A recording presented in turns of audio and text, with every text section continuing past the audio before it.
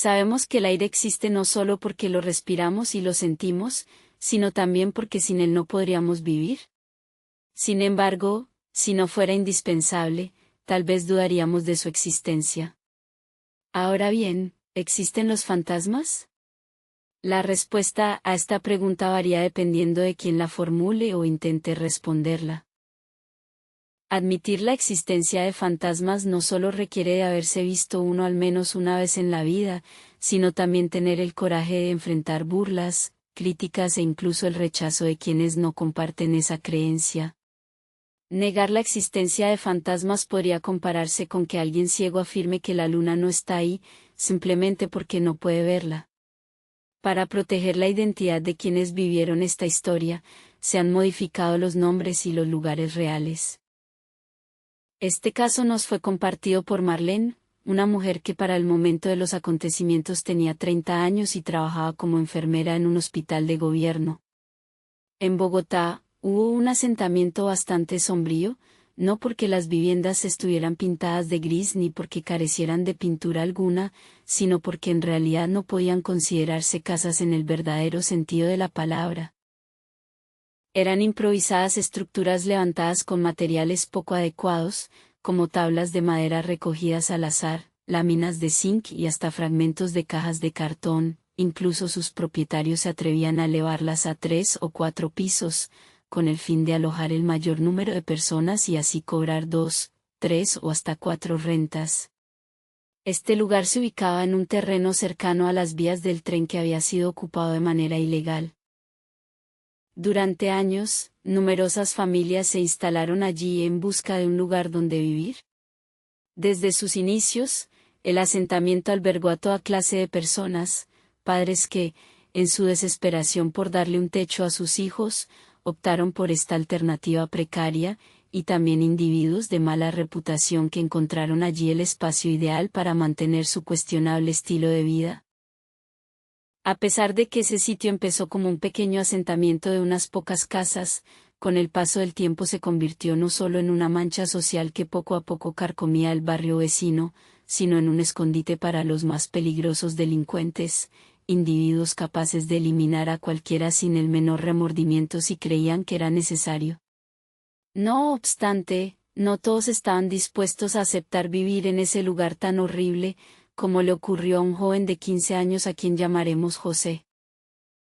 A pesar de encontrarse rodeado por una atmósfera de delincuencia y deshumanidad, José luchaba incansablemente cada día con la esperanza de construir un futuro mejor. Su vida era como tratar de caminar a través del lodo más repulsivo sin mancharse, una tarea casi imposible.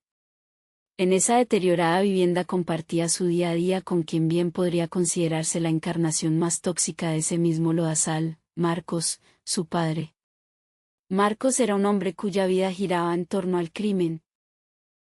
Siempre al acecho, dispuesto a apropiarse de lo ajeno ya fuera con engaños o por la fuerza.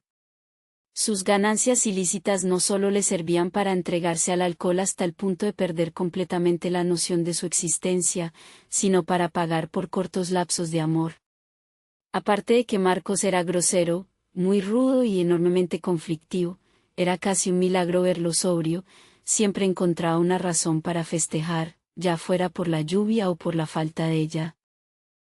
Una de esas noches de fin de semana en las que Marcos solía beber hasta olvidar el motivo por el cual lo hacía, se hallaba bastante molesto debido a que el equipo del que era hincha perdió la final del campeonato, por lo que en compañía de su hermano se fue a los golpes contra algunos hombres de su misma calaña tan solo por el hecho de llevar camisetas del equipo ganador, generando una terrible gresca, terminando por huir del lugar antes del arribo de la policía. Sin otra opción, Marcos llegó a su casa, aquella posilga hecha de tablas y cartones. Allí, muy a pesar de ser ya más de la medianoche, el hombre despertó a Doris, la madre de José, para que le friera un trozo de carne.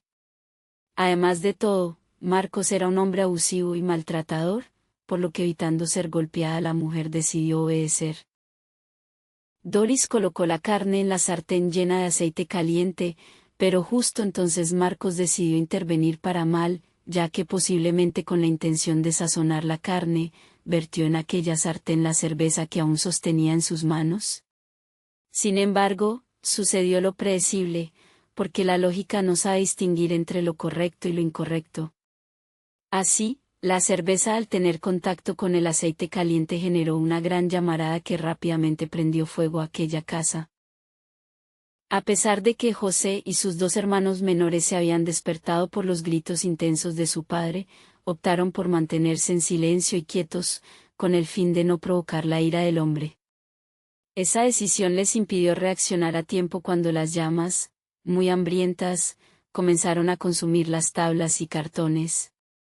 Muy rápidamente el fuego se extendió por todo ese lugar, no solo dejando algunas víctimas, sino devastación total. José y Doris fueron los únicos en salir con vida de su casa, ni siquiera sus 5 perros lograron escapar. José experimentó quemaduras de primer grado en gran parte de su cuerpo, mientras que su madre sufrió solo heridas leves. Por no estar tan gravemente herida, Doris no solo tuvo que despedir a sus hijos, incluso a Marcos, sino que también se ocupó de la dura recuperación de José. Marlene, la enfermera que compartió este caso, jugó un papel muy importante en la recuperación del joven. A pesar de que el hospital era de gobierno y sin que José hubiera sanado del todo, tanto él como su madre fueron echados de allí debido a que no tenían acceso a la seguridad social por ser marginados sociales al trabajar como recicladores. Por eso, Marlene les ofreció una habitación en su hogar, donde ellos le contaron lo que había sucedido. A pesar de que en el hogar de Marlene, José y Doris estaban muy a gusto y bien cuidados, ya que mientras la joven laboraba en el hospital, su madre, doña Lucrecia, les daba apoyo. Después de unos meses, decidieron regresar a ese asentamiento ilegal, con el objetivo de colaborar en la reparación de las casas hechas de tablas y cartón. Marlene nunca les perdió el rastro, de hecho, los visitaba frecuentemente para inspeccionar la evolución de las heridas del joven, incluso les hacía entrega de alimentos que pagaba con la ayuda de sus compañeros de trabajo. Aunque solo tenía 15 años, José tuvo que empezar a trabajar para apoyar a su madre. Por eso, comenzó a vender golosinas en los autobuses, logrando así ganar algo de dinero. Sin embargo, en ese tiempo enfrentó burlas, no solo de otros chicos, sino también de personas inesperadas. Cuando pasaron un par de años, José decidió presentarse en la estación de bomberos de su localidad, con la esperanza de comenzar una carrera allí. No solo por la paga, sino también porque desde el día de la tragedia se propuso ser bombero para ayudar a la gente, especialmente a los niños. Pero en ese lugar no solo le negaron la oportunidad por no tener un diploma, sino que también se rieron de él por sus cicatrices, diciendo que sería un chiste que hubiera un bombero con su cuerpo hecho chicharrón. Aunque antes del suceso trágico, José tenía un gran potencial para ser futbolista, sus anhelos se diluyeron porque ahora con tantas heridas cualquier movimiento brusco le provocaba un intenso dolor. Esto lo llevó a tener que buscar medios de subsistencia en otros campos, específicamente en la construcción. Este cambio no resultó del todo negativo, ya que tan pronto cumplió la mayoría de edad, se unió a una muy buena compañía que le ofreció excelentes condiciones, un salario atractivo, beneficios y cobertura de salud. La situación de José y su madre mejoraba considerablemente, ya que cada vez que necesitaban ir al médico solo tenían que solicitar una cita. Además, ahora podían hacerse cargo de pagar lo que fuese necesario porque José ahorraba al menos la mitad de su sueldo quincenal, no solo como precaución para cualquier emergencia, sino también para poder costear el alquiler de un hogar adecuado, un plan que tenía previsto realizar en el año nuevo. La Navidad se acercaba rápidamente y José ya llevaba más de 6 meses en su empleo, lo que le daba derecho a la prima, como se llama en Colombia el bono navideño. Con ese dinero, pensaba llevar a su madre de paseo y visitar a su única hermana, a quien no veía desde hacía muchos años. Solo le quedaba esperar a que la empresa cerrara y todos los empleados tuvieran su tiempo de descanso, lo cual sería el 28 de diciembre, a solo 4 días de distancia. De hecho, ya había adquirido los boletos para el autobús municipal. En Colombia, en el momento de los acontecimientos, la Navidad se celebraba con gran entusiasmo, lo que significaba mucho alcohol y aún más fuegos artificiales, que en ese entonces no tenían ningún tipo de restricción. En cualquier esquina se podía adquirir cualquier tipo de artefacto pirotécnico. En la noche de Navidad, Marlene optó por celebrar con José y Doris en aquella vivienda hecha de tablas y cartones, ya que la amistad entre ellos seguía firme. Allí, Marlene observó la muy peligrosa manera en la que los habitantes de aquel caserío ilegal celebraban la Navidad. Ella, siendo enfermera, intuyó que algo muy malo podría llegar en cualquier momento. A medida que avanzaba la noche, los vecinos comenzaron a salir de sus casas. Algunos sacaban sus equipos de sonido poniendo música al más alto volumen, llevando a casi todos a un estado de gran emoción, por lo que no escatimaban en el uso de pirotecnia pesada.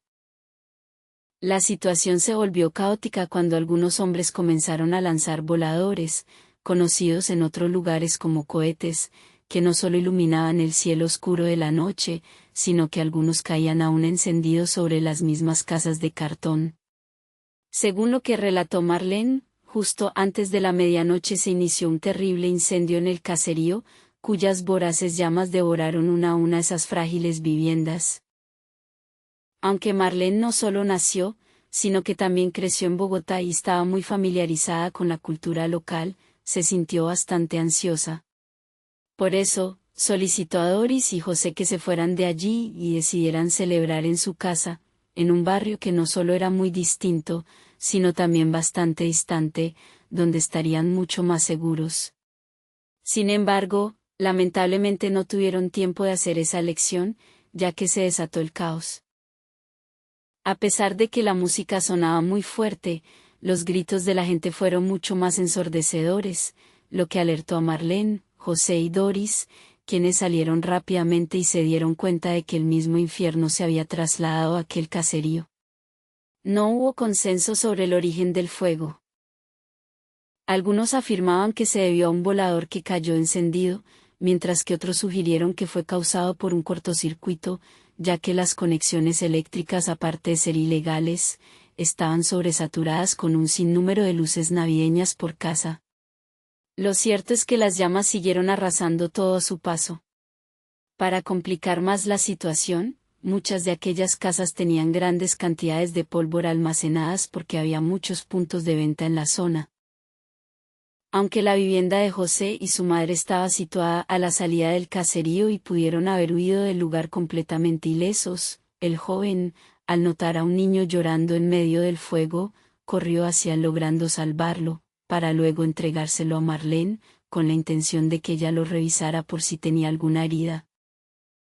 A pesar de los gritos desesperados de Doris y Marlene pidiéndole a José que no regresara al incendio, él ignoró sus súplicas y, sin vacilar, entró en una de las casas, consciente de que ahí había otro niño. Marlene recuerda que José se dio la vuelta para mirarlas y decirles que tenía que sacarlo, pero de repente ocurrió una fuerte explosión que les hizo comprender que nunca volverían a ver a José con vida.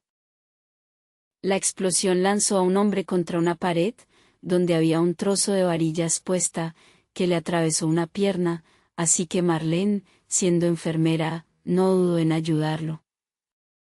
Ella relató que mientras sus manos atendían la herida de ese hombre, su mente estaba en las llamas que consumían la casa donde el chico había entrado esperando verlo salir obviamente vivo. Sin embargo, lo que vio salir fue a un bombero que llevaba en sus brazos a un niño que, a pesar de la terrible explosión, sorprendentemente estaba ileso. Esto le llamó mucho la atención porque no vio a ningún otro bombero en ese lugar y mucho menos con un traje blanco cuando el uniforme oficial era rojo. El bombero simplemente la miró a los ojos, se quitó la máscara de oxígeno y desapareció entre las llamas mientras agitaba una mano en señal de despedida. Después de varios años ejerciendo como enfermera, Marlene se había habituado a observar determinadas situaciones, incluso fuera del entorno hospitalario. Sin embargo, la aparición de aquel bombero fue sorprendente, ya que su uniforme era muy distinto y demasiado limpio en comparación con los que ella veía casi todos los días.